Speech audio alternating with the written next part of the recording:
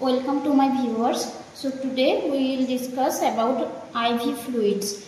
IV fluids are very common in use but it's very crucial because which IV fluid is appropriate for which patient or for which disease condition, it's very crucial to know, because if we apply or if we administer IV fluids to a patient with hypertension, then it won't be appropriate. For this, doctor always advises IV fluids. We have to check the written order, but still, as a nursing personnel, we must gain knowledge about IV fluids. And for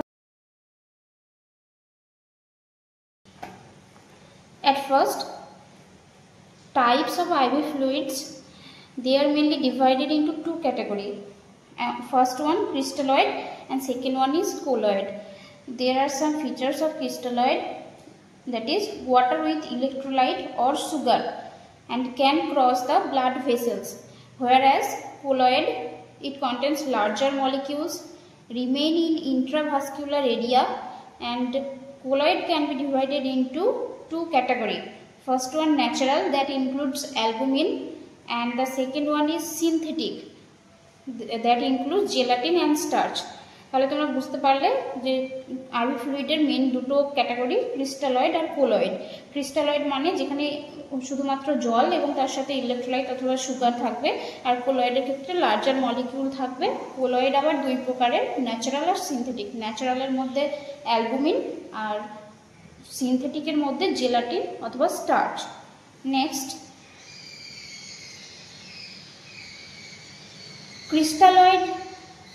crystalloid fluid can be divided into three categories: isotonic, hypotonic and hypertonic. Isotonic, it refers that fluid concentration is equal with blood concentration. Hypotonic, hypo means less, so fluid concentration is less than blood concentration, whereas hypertonic means fluid concentration is greater than blood concentration. মানে আমরা নাম থেকেই বুঝতে পারবো, আইসো মানে সমান, hypo মানে কম, হাইপার মানে বেশি। আর এটার বেশ কিছু এক্সাম্পল এখানে দেওয়া আছে, দেখো। আইসোটনিকের মধ্যে হচ্ছে NS, DNS, RL। Hypotonic 0.45% NS অথবা হাফ NS। আর হাইপারটনিকের মধ্যে আছে ম্যানিটল আর 3% সোডিয়াম ক্লোরাইড। এবার আমরা জানবো যে আইভি ফ্লুইডের কি কি কমন ইউজেস আছে।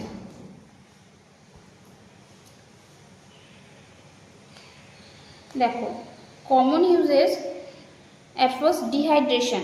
অনেকেই দেখে থাকতে গরমকালে কেউ মাথা ঘুরে পড়ে গেলে বা অনেক সময় যেটাকে আমরা বলি হিট স্ট্রোক, সেরকম হলেও অনেক পেশেন্ট হসপিটালে আসে, তখন সঙ্গে সঙ্গে তাকে একটা আইভি ফ্লুইড দেওয়া হয়। তো সবার প্রথমে হচ্ছে ডিহাইড্রেশন। আবার ধরো কেউ অনেকক্ষণ উপোস করে আছে, কিছু খায়নি, জল খায়নি, সেক্ষেত্রেও আইভি ফ্লুইড দেওয়া হয়। তো ফার্স্ট কমন ইউজ হচ্ছে ডিহাইড্রেশনের ক্ষেত্রে। Replenishing fluids lost through vomiting, diarrhoea or excessive sweating. Next, electrolyte imbalance, correcting low or high levels of electrolytes such as sodium, chloride, potassium etcetera. এগুলো সব আয়নের আকারে, কারণ ইলেকট্রোলাইট মানেই সেটা। Medication administration, delivering medications directly into blood stream for rapid action. Next, nutritional support, providing essential nutrients like glucose when patients are unable to eat. যেসব patient খেতে পারছে না তাদেরকে নিউট্রিশনাল সাপোর্ট দেওয়ার জন্য আইভি ফ্লুইড ইউজ করা যেতে পারে। নেক্সট, শক ম্যানেজমেন্ট।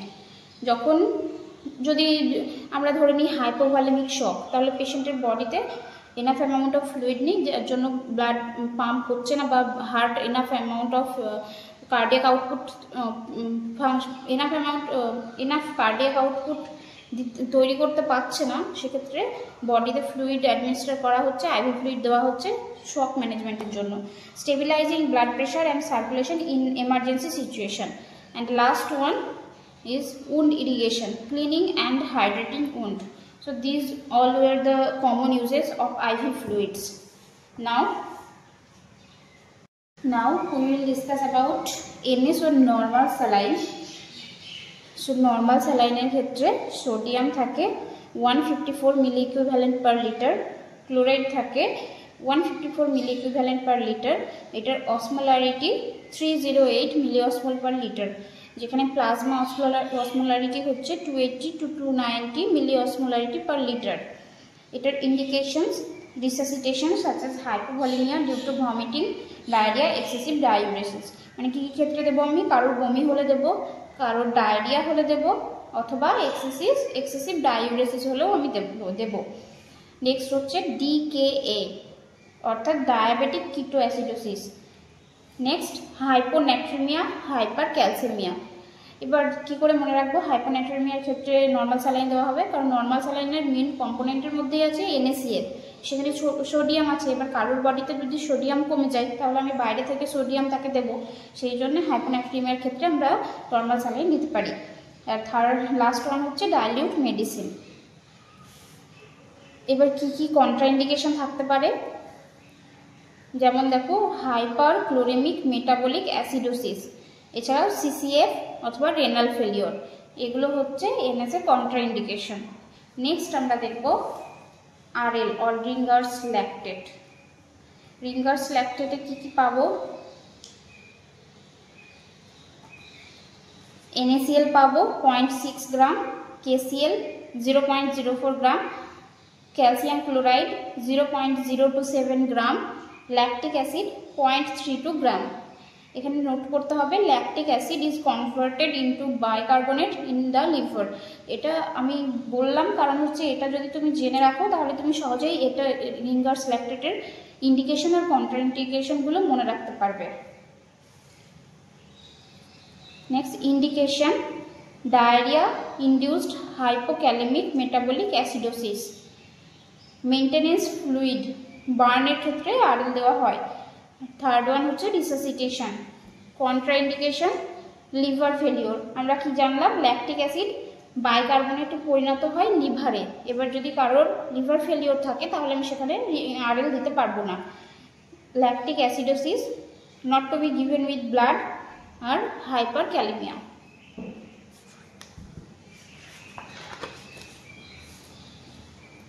এবার আমরা হাইপারটনিক সলিউশনের ব্যাপারে জেনে নেব, যেটা কিনা হচ্ছে ম্যানিটলের মধ্যে পড়ে হাইপারটনিক সলিউশনের মধ্যে। এটার আরও নাম রয়েছে Osmitrol, Resectisol etcetera. Indication, osmotic diuresis, increased ICP অর্থাৎ increased intracranial pressure, extracts water from cerebral cell. যখন কারো ইন্ট্রাক্রেনিয়াল প্রেশার বেড়ে যাচ্ছে তখন ম্যানিটল দেওয়া হয় যাতে তার ইন্ট্রাক্রেনিয়াল প্রেশারটা স্টেবিলাইজ হয়। কন্ট্রাইন্ডিকেশন, রেনাল ইম্পেয়ারমেন্ট আর সিরাম অসমোলারিটি যেটা গ্রেটার দেন 320 মিলি অসমোল পার লিটার, এগুলো হলো ম্যানিটল দেওয়ার কন্ট্রাইন্ডিকেশন। এবার প্রত্যেকটা যদি পরীক্ষার সময় আসে, যে পরীক্ষায় যদি ফ্লুইড সম্পর্কে জিজ্ঞাসা করা হয়, এক্সামিনার যদি আমাদের বলতে বলেন NS বা RL এর ব্যাপারে, সেক্ষেত্রে আমরা সবার প্রথমে উল্লেখ করে দেবো যে এটা what type of fluid, isotonic or hypotonic or hypertonic. তারপরে সেটার কম্পোনেন্টসগুলো বলবো, এটা একটু মনে রাখতে হবে। কম্পোনেন্টস বলার পর ইন্ডিকেশন, কন্ট্রাইন্ডিকেশন আর ইউজেস, যেরকম NS এর ইউজের মধ্যে তুমি নর্মাল ইউজগুলোও দিতে পারো। তো আজকে আমি IV ফ্লুইডসের ব্যাপারে এটা আলোচনা করলাম। আমি আশা রাখবো যে এটা তোমাদের হেল্প করবে। Thank you.